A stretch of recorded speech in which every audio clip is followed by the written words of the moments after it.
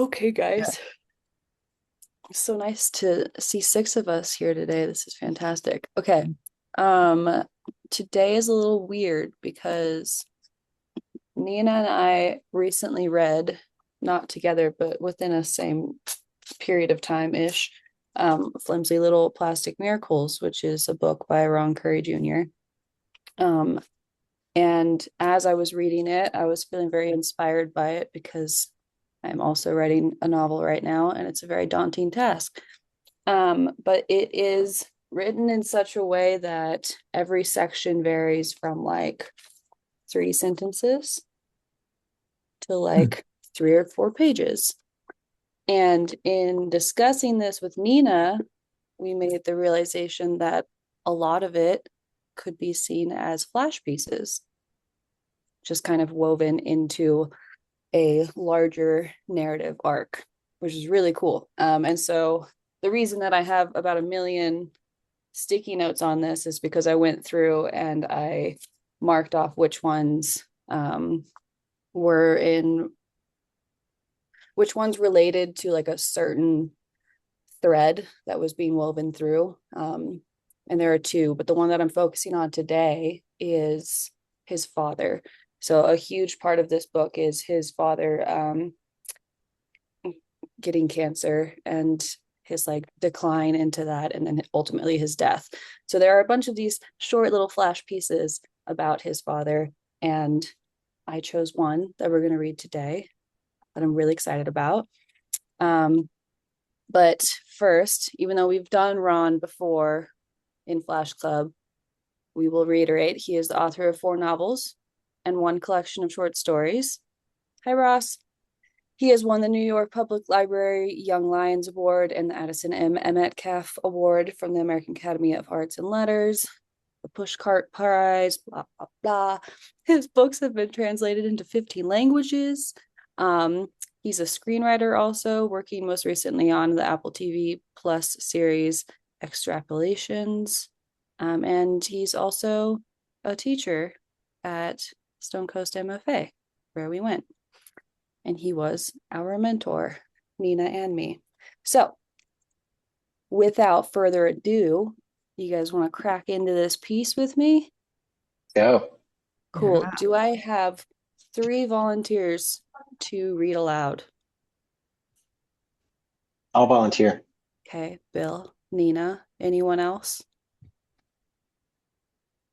I don't think my excerpt included all the pages, so I'm going to have to listen to It's some. only 2 pages. It's 94 and 95. And I Oh, will drop that in here so that you can I have can be the it. third. Cool. Thank you, Jillian. Let me just plop Yeah, I this just got the in. 1 page. Oh, guys, I'm sorry. Okay, here. Okay. I realized I texted Nina and Bill. I was like, I have a scanner. I should have just scanned it.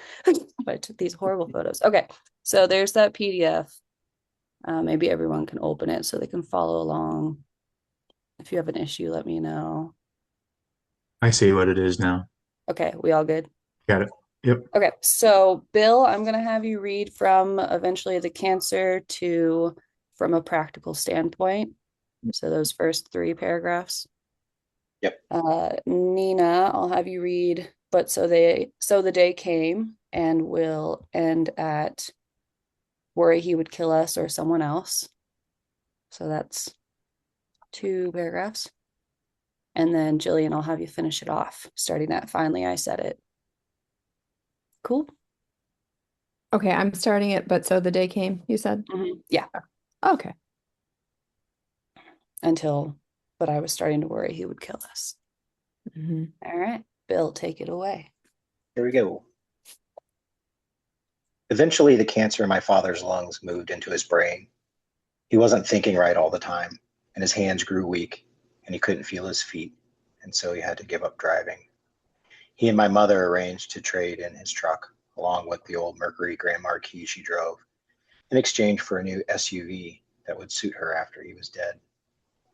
My father, present at the moment, was planning quite calmly for when he would, in the near future, no longer be present. He had always been actual to himself. There had never been a time in his experience when he hadn't existed, and now he was being forced to consider and act upon the impending fact of his non-existence. Something about that still strikes me as intensely strange and sad, though it's the sort of thing that has to be done, obviously, from a practical standpoint. But so the day came to trade in their vehicles, and before driving to the dealership, my mother and I cleaned the bed of the truck out in the driveway. My father, who was by then too weak to help, sat on a lawn chair in his checked hunting coat, buffeted by an autumn wind that swirled leaves at his feet. It felt like he was watching us clean him out of our lives, which was in fact what we were doing. Kindly, perhaps, regretfully, perhaps, but nevertheless.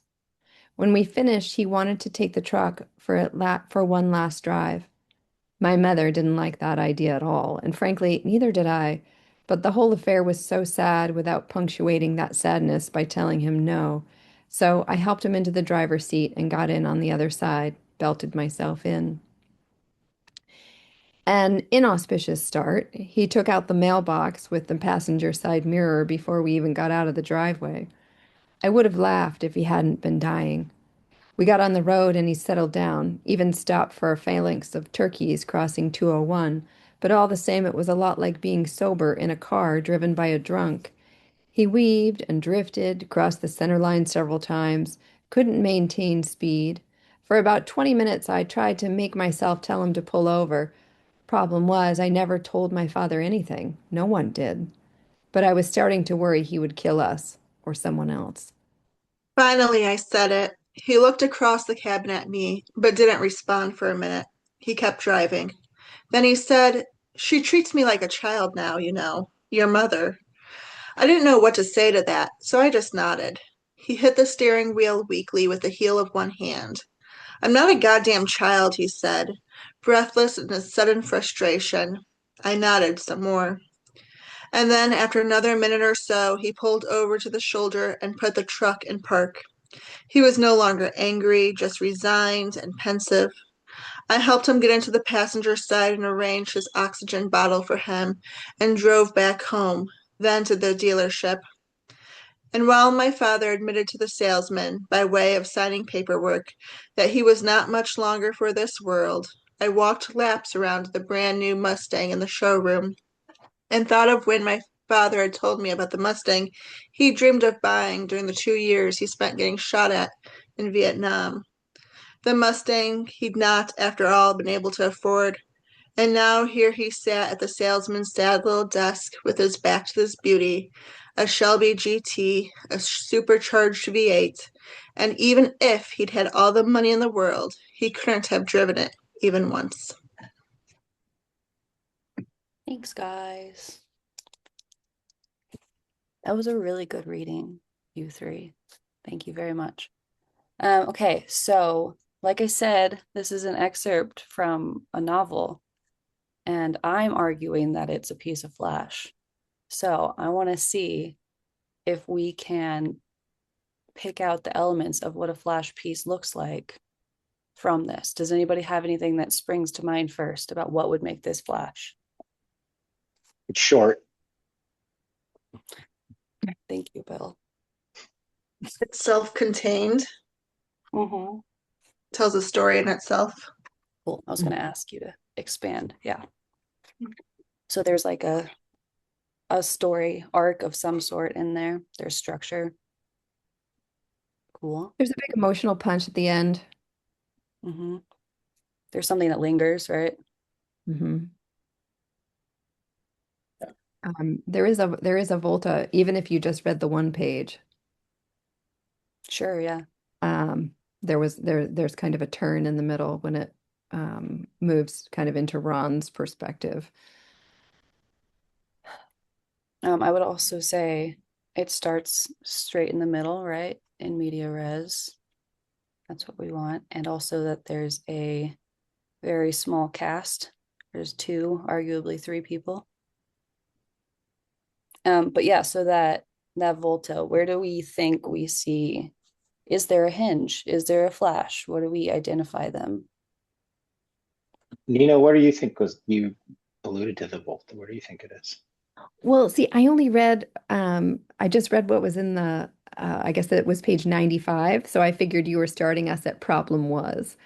Oh So just no. looking at that page, I was thinking that the Volta was when, what did I say?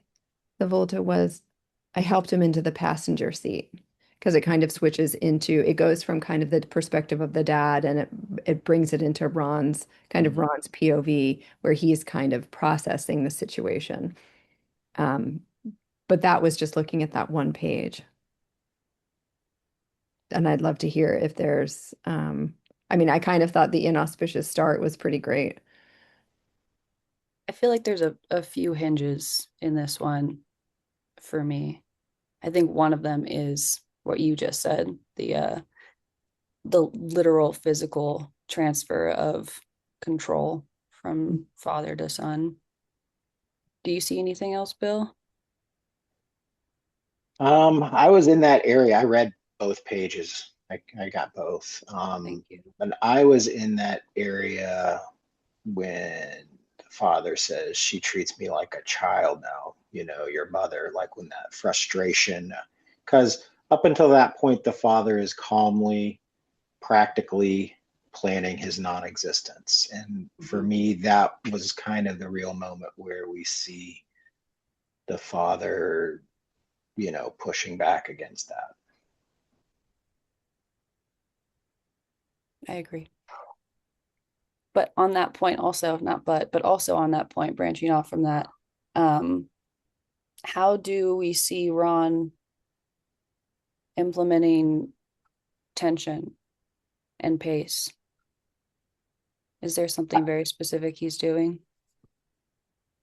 Or not specific? I'm sorry, I didn't mean to cut you off, Bill. It looks like I I mean, no, the word pace um, mm, resonated with me because I was counting like words and sentences. That last sentence, I have the whole thing underlined because it's like, half that paragraph. It's an amazing last sentence, which in a way, I mean, underneath it, I wrote like one long, beautiful sentence that in itself could be its own story.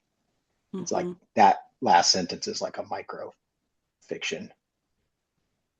And I think there's other examples throughout the piece where he you know he messes around with sentence length to build tension and this musicality out of Yeah, Ron does love a comma. yeah and ands and repetition Yeah. perhaps the first Hmm. paragraph there's quite a few ands. Wasn't thinking all the time, and his hands grew weak, and he couldn't feel his feet, and so he had to give up driving, all in one sentence. So I mean, there's definitely like some Well, that's the one more thing of grief, right? yeah. And it's like it has that, I think that mirror of cumulative, Yeah. um, everything is the one more thing when you're grieving. The I last think sentence for me was just, yeah, that one really lit me up. I think what stood out to me the most when I first reread this piece on its own is that he repeats different ways of saying and maybe even different perspectives of or like lens of saying he is dying. So you'll notice that he says, obviously that very first line, the cancer moved into his brain, but then it's a new SUV that would suit her after he was dead. And then the next thing, it's not dead, it's being present and no longer present. And then non-existence. And then what was the other one? Cleaning him out of our lives if he hadn't been dying. And then there's a break when I think what we're all seeing is like kind of the climax of the piece, which is maybe why it makes it a strong hinge, which is where he's has his outburst. And we don't really talk about the death anymore in that moment. But then there's this collapse that happens and kind of a surrender. And then we're back into it with him signing his life away along with his car. Not much longer for this world. Yeah. Which was a fantastic line. I think that was my favorite line. What do we see the Flash as?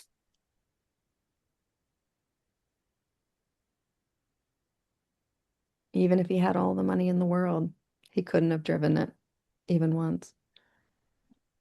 Yep. I mean, that's what I thought. Yeah. That's what I thought too. I think it's interesting that last sentence. The time before that he thought about the Mustang was when he was getting shot at in Vietnam. And so he's at life and death experience at Vietnam and he's thinking about a car. And then now decades have passed and he's dying again and this idea of the Mustang comes up again. Jillian, I love that observation because we've got his life when he's like searching for life with the Mustang and then dying and leaving it behind. I love that. Thanks for pointing that out. Okay, part of me hates to give Ron a lot of credit because he's so macho. Um, but I am noticing, I think, Bill, when you were talking, well, two things. I'll just say two things. I was noticing that the kind of the last sentence in each of these big paragraphs are like punchlines. In exchange for the new SUV that would suit her after he was dead, no longer present, um, from a practical standpoint. I mean, each thing belted in. So like each ending of the paragraph is really, he's really going for it. Mhm. And then that semiotics, it's a word I just learned not too long ago, so I'm going to try to use it in a sentence. Um, the semiotics of Leah, what you were talking about, the overlap of, it's like synonyms, right? He's saying the same thing Yeah. over and over again to create the feeling. I don't know, you poets in the group could probably explain semiotics better than me, but I'm pretty sure like when you get into like horror or any kind of grotesque or modes, you repeat semiotics in order to kind of enhance the feeling. The central reality. Yeah, Yeah. yeah. I don't know. Kind of similar to what I read recently about verbs Oh in yeah. the teapot. The twisting verbs in the teapot. Yeah. Oh yeah. Yeah. Hmm. Guys, there's 11 commas in that last sentence. And more. Only, I mean, come on, Ron. Only 11. Oh my That's God. great, Bill, that you actually went back and counted them. That's pretty amazing. Well, now you have to I read love the it, though. book and I find love it. the sentence with the most commas because there's a lot of sections like this in the book with a lot of commas. So I want to know what you guys think this is about ultimately. What is the central reality, I suppose? What are all those semiotics in service to? I see it as the loss of agency of the father, right? Because he was, in the beginning, he's actual to himself. And even by the end, even when you're talking about the reflection, he's getting shot at. He's the passive in that response. And he just has to that's the problem. It's not the death. It's the loss of selfness. And yes, physical death matters and it's important to people, but when you have to watch your own personhood walk away from you, that's much more tragic than the physical. So that's how I'm seeing this. Like the cleaning him out of our lives, right? Getting shot at, all of these things are he wanted to have that last drive, to have that last little bit and experience of I actually have a little bit of control left. And then when father says, she treats me like a child, children don't have agency, right? They don't. We as parents are responsible for them. We are authoritative over them. So it to me, this story is not about the physical death, but about the loss of control in a life. It's exactly what I wrote down. Oh, oh, So oh. I agree with you. Because yeah, I think the initial like the gut punch is like, oh, this is about a man who's dying, but then it goes way further into it than that. Why are you both sitting like Ron right now? Oh, well, I was doing it just because I'm hoping we can all do a Ron picture. This Can is we this all is go my like power this? pose. Leah, take the Leah, I take don't the know what you're can we take a saying. picture? What are you trying to say? Yeah. Yeah, hold on. Oh, I wish we could take a picture like that. That'd be great. Uh, And And then we send it could to send Ron. and then we could send it to him. He would be so honored. I'm sure he would be just so honored. yeah. The You know, my take on it and is just my surface value first take, kind of first pass at it after you guys were reading. I really just, having had to write a eulogy for when my father passed away, like it's a revisionist about an honoring of his life, good, bad, and ugly. And it's a raucous ride. It's a ride in that, you know, whoa, he hit the mailbox on the way out of the driveway before we even left the driveway. I mean, and he's yelling, and he's calmed down now, but he's still ranting. I'm not a child. I mean, this is a painting of his life, and it's about a little homage to him. That's how I felt about it. Like he's on edge. He's like he's worried about his own life and his father's, because his driving is so bad. And he's not apologetic about it. He's like, oh, my dad is dealing with brain issue and he's driving radically, but he's almost putting our life on edge. But I mean, it's a ride. He's taking a ride with his dad, and it's a ride through his life, and I think it's poetic in that way. And I think he wants to be poetic about he wants to be storied in his life. Uh, you know, the nod that his father went through Vietnam and PTSD, I imagine, and he wasn't perfect, but he's a hero. It's a hero's journey, a hero's story. His dad is his hero. That's how I see it. And yeah, there is a little machismo in there going on, but I think that's in the background. I think what's in the foreground is that relationship and how it was, and unabashedly just saying, my dad, this is how my dad was, and it's how he complained about mom, and I don't know. Yeah. Ross, I love that. I was Thank thinking as we were, sorry, Leah, no, go. um, that I never told my father anything. The thing that really struck me about this book was just how honest it was. I felt like Ron was really reaching for honesty the whole way through, um, which made me love it. But then the one thing that as we were talking, that I noticed was how he says, she treats me like a child now, your mother. And then whatever, 6 sentences later, he's helping him into the passenger side and arranging him and, buckling him in Like a also child. like a child. Yeah. Right. That just felt so sad when you know, because oftentimes the child becomes the parent Yeah. of, yeah, of an aging parent.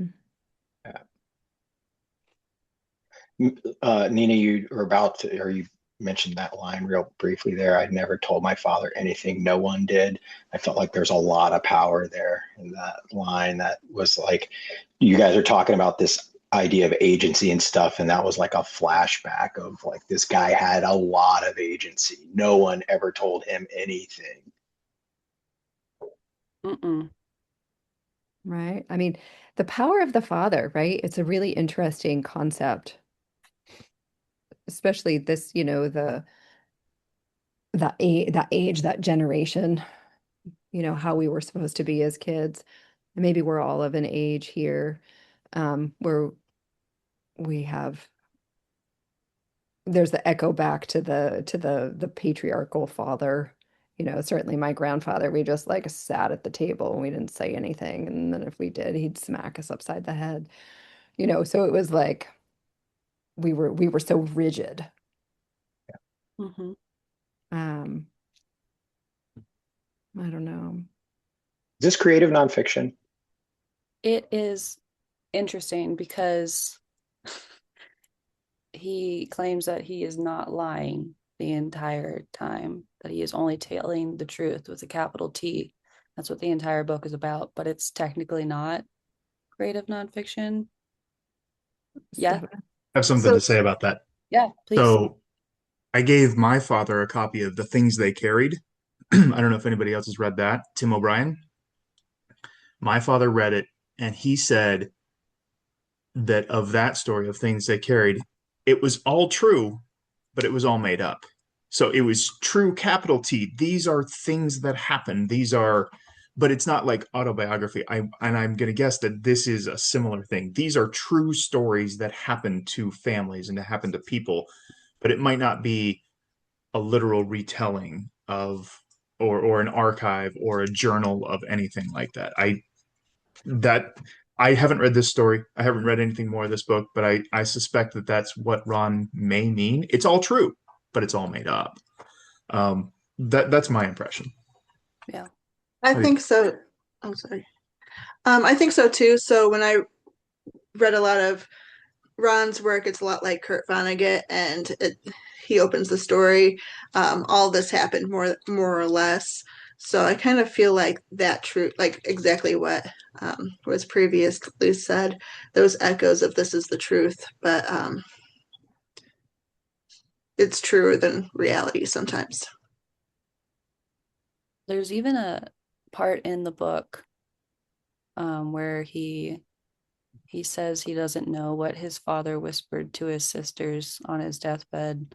And then 2 pages go by and he says, I want to come back to that because I told you that I wasn't going to lie to you. And I did lie to you because I do know what he said, or at least I have a pretty good idea, but I'm not going to tell you because I respect my dad too much, basically.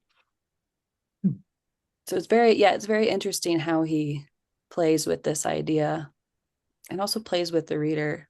Kind of pissed me off at first. The meta, you mean the meta awareness? Because it's a Yeah, story about Ron Currie Jr. by Ron Currie Jr. that's not a biography. yeah. And like Bret Easton Ellis does it literally all the time in every single one of his books. But he does it in like such a satirical shithead way that you just know to laugh at it. And you're like, did you do that much coke? Um, and and then but like with Ron, this is all such emotional stuff that it's kind of like, did that happen to you? Like, is this okay? It's very deep. Yeah. Angela, were you gonna say something? Your mic was off. I want to make sure we didn't skip over you. It's muted It's again. still, I know, I got it. Okay. I, I was really fascinated by the position of that father and that family because I did feel like mm, I felt like a lot of his agency that we are reading into it might have been his imagination.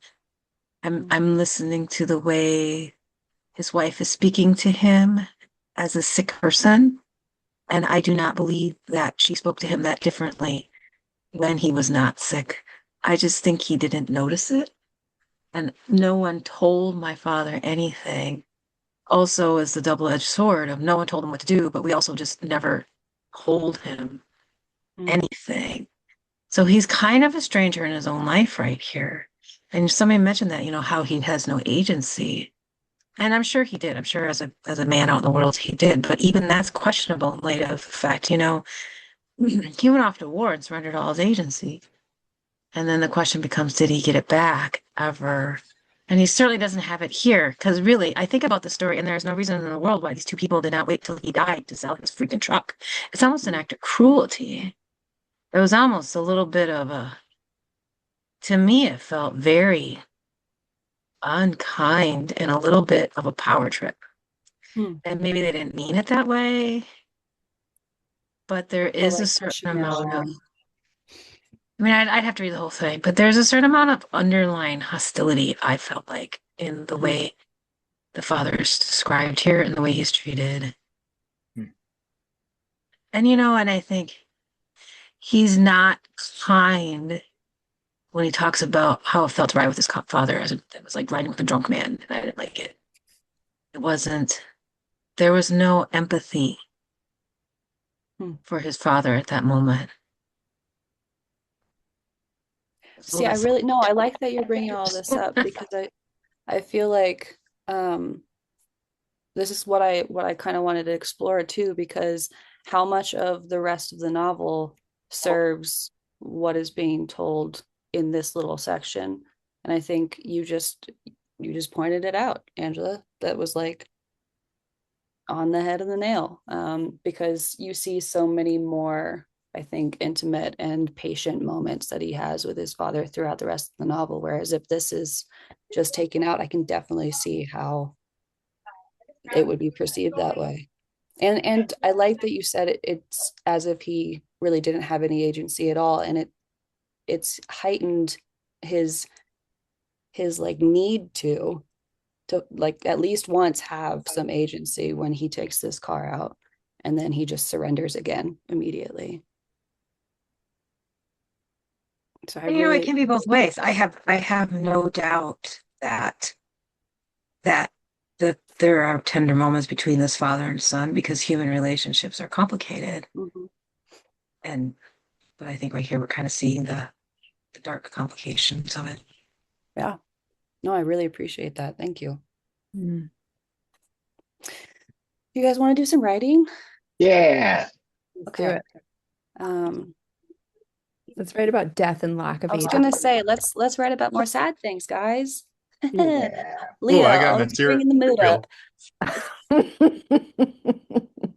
Oh no. Um, okay, so step one, we're just gonna take maybe like 3 minutes, and I want you to think about um a life-changing reality. So we're going to write, what we're doing here is we're writing our first sentence. So like the first sentence in Ron was, eventually the cancer in my father's lungs moved into his brain. Where we're going to open with a single sentence that names a life-changing reality. So it could be a death, a divorce, a diagnosis, um, a dream abandoned, other really uplifting topics. Sound good? We're just really going to dig into it. Yeah, just, Let's guys, go for it. what I'm here for. Let's- So I'll give you 3 minutes. You can write multiple if you want. You don't have to stick with it. Like Bill likes to mention again and again, there are no rules here. We're just writing to write. So get to it. I'll bring you back in 3. Okay, so step 2 for whatever your reality is, you're going to now take 5 minutes to make an errand list that relates to that. Sorry, I lost my train of thought. That life-changing reality. So I just want you to list as many as you can of errands related to it that have to be done now that this is a reality. So the car is sold, right? That would be an errand. Or if you are going through a divorce and you have to get rid of things, or you have to go do your laundry somewhere else, or whatever, Does that make sense? We're seeing some nods. Okay, cool. So 5 minutes. Just go. All right. Okay. So I have the final step for you guys. Does anybody, what are you gonna say, Nina? Is the final step for us all to go grab an Ativan? Yes. Okay. All right. Good. I'm sorry. Is everybody holding in there okay?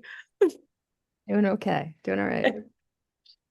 So the final step is, so we have our first line. We know the errand that is coming as a result of that line. And now we are going to have our character move through that task, that errand, while continuously returning to that central reality, but through a different lens every time. So, what I mean by that is how Ron's father and Ron are doing this task of selling the car. And first, it's practical, it has to be done. And then it's physical, the car is being cleaned out.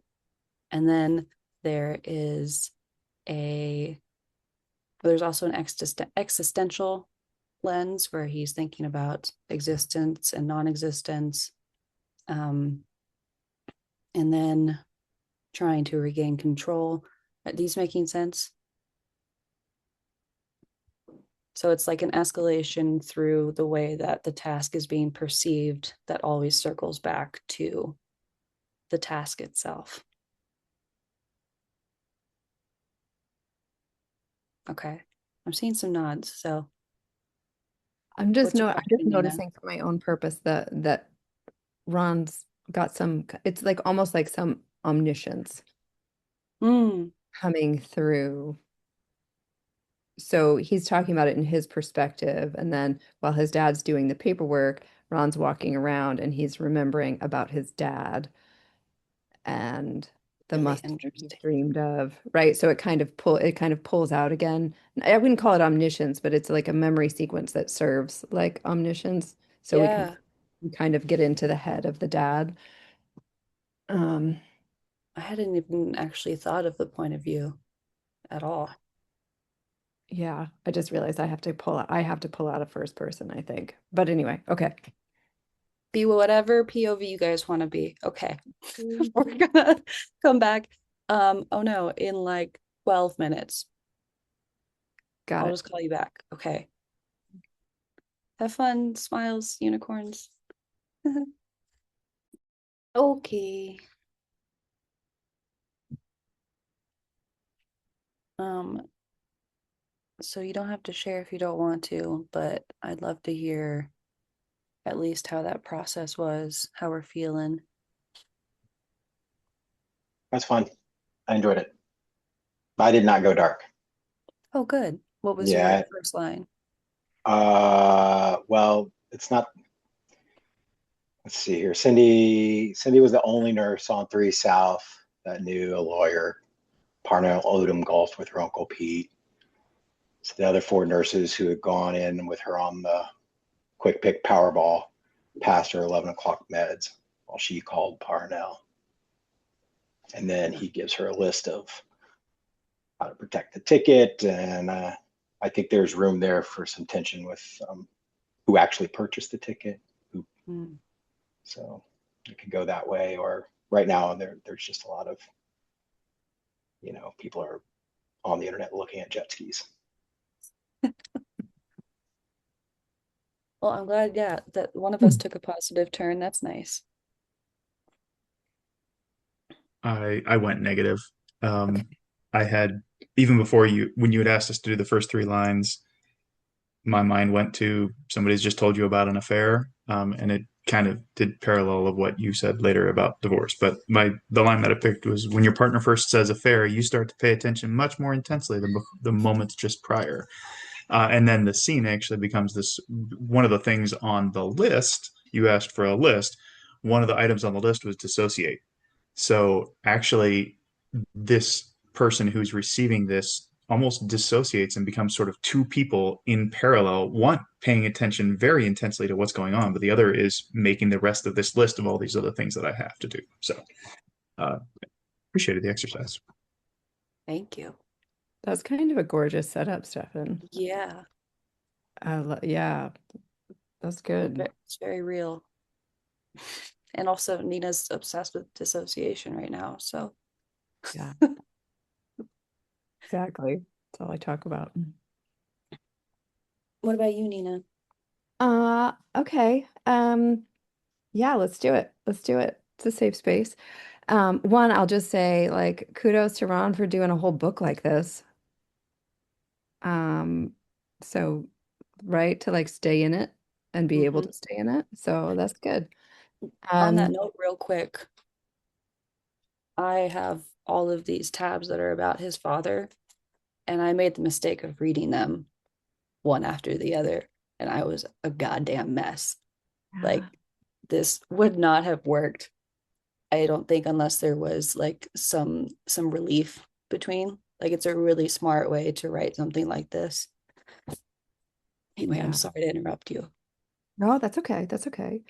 Um, so was it the third captain in Coke? I suppose it didn't matter whether it was the first or the fifth, only that it had taken hold, and the invisible walls she perceived when sober were no longer there. So that was the first, that's the first, just the opening line. Hmm. Yeah. I added some commas just because Yeah, I threw in a few. you were inspired. Hmm. Thank you. Yeah. Ross, Jillian, or Angela, do you want to share anything? You don't have to, but Well, mine's brief. I'll just do the first line, see if it catches fire or not, or gets doused, either way. And let's see here. Where am I? The acting dean said she was sorry, but remorse was clearly not evident in her voice. hmm. Mm. Clearly not. So It's there's a lot of curious. I deception mean, going on. yeah, my curiosity was like instantly piqued with that, Mhm. Ross. So good cliffhanger. Yeah, thanks. Wow. There's Thank you. more, but yeah, it's you know, people make decisions for you, and I think sometimes that changes your life too as well. So, Mm. um, yeah, so there's a little bit of that there. Uh, so, and the timing of everything is really important too. So, um, yeah, so sometimes that happens. So that's how I read that when we were talking about like things that happen in your life that seemingly is innocuous, but has an incredible impact in the direction that it goes.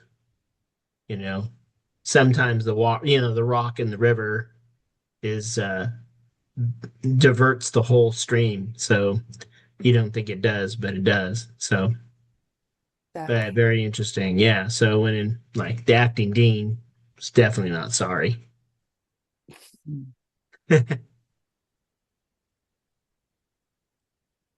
Oh, Angela, I saw There's your. no drama like academic drama. It's academic drama. Your Facebook posts are my favorite, Angela. Oh, thank you.